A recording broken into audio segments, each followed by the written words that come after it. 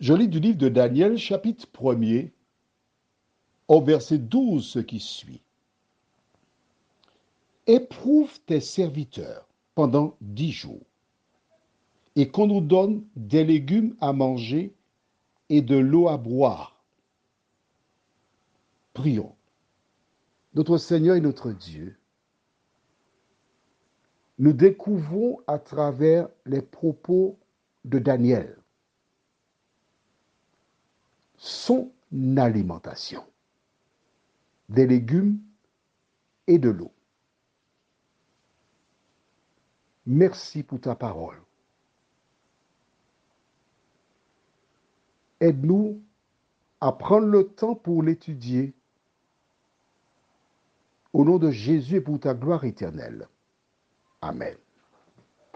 Comme tu le sais, ton corps se compose de entre 70, dit-on, et 80% d'eau. Lorsque tu bois du jus, ce n'est pas de l'eau, c'est un repas. On recommande aux gens de boire 2 litres d'eau, quand c'est possible, chaque jour.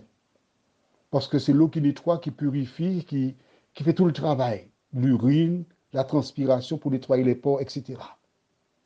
Les légumes, il n'y a pas que les légumes, il y a les légumes verts, il y a tout ce qu'il y a autour.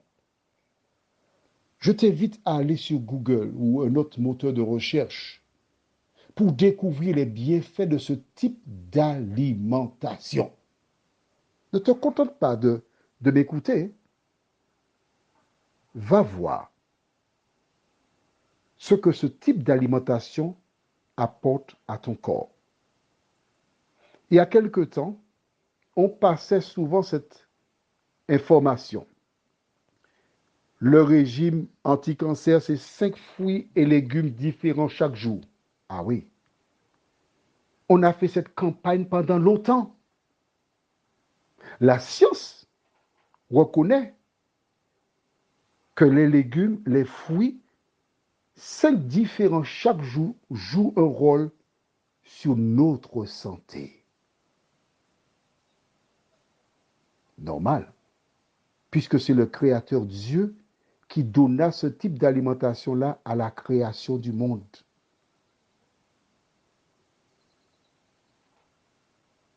Quand certaines personnes sont atteintes d'une maladie difficile et voient leur médecin, que dit-il? Éviter la viande, quelle couleur? Rouge. Pourquoi? Pourquoi faut-il être malade pour éviter de manger la viande rouge? Explique-moi ça. Je ne comprends pas. Pourquoi lorsque tu es en santé, tu n'évites pas de manger ce type d'aliment? Daniel et ses compagnons, plus connus, parce que plus tard c'est le nom qu'ils ont porté, Belshazzar, Shadrach, Meshach et Abednego, au milieu de la cour de Nebuchadnezzar, étaient des lumières, avaient pour devoir d'éclairer toutes ces personnes, y compris ceux d'Israël qui avaient été emmenés en même temps que dans la ville de Babylone. Et que dit-il? Éprouve-nous pendant 10 jours. Je te promets que dans 10 jours, tu verras la différence. Je dois te dire que il y a quelque temps, je suis monté sur une balance et j'ai vu un chiffre, j'ai vu 3 chiffres. Cela m'a choqué. Il était hors de question que je fasse un régime. Jusqu'au jour où quelqu'un m'a parlé du jeûne qui est très bon pour la santé. J'ai été chercher sur un moteur de recherche et j'ai vu les bienfaits du jeûne. J'ai commencé, jusqu'à présent, je consomme que 2 repas par jour, le matin et vers 17h30. en suivant cette méthodologie. Exemple de viande. Je suis descendu, parce que je mesure 1,87 m, je suis descendu à 88 kilos. Pourquoi? Juste changer mon alimentation. Plusieurs personnes déclaraient que l'alimentation, c'est le remède par excellence pour l'être humain. Que se passera-t-il? À quoi ressembleront-ils lorsqu'ils mangent que des légumes et de l'eau?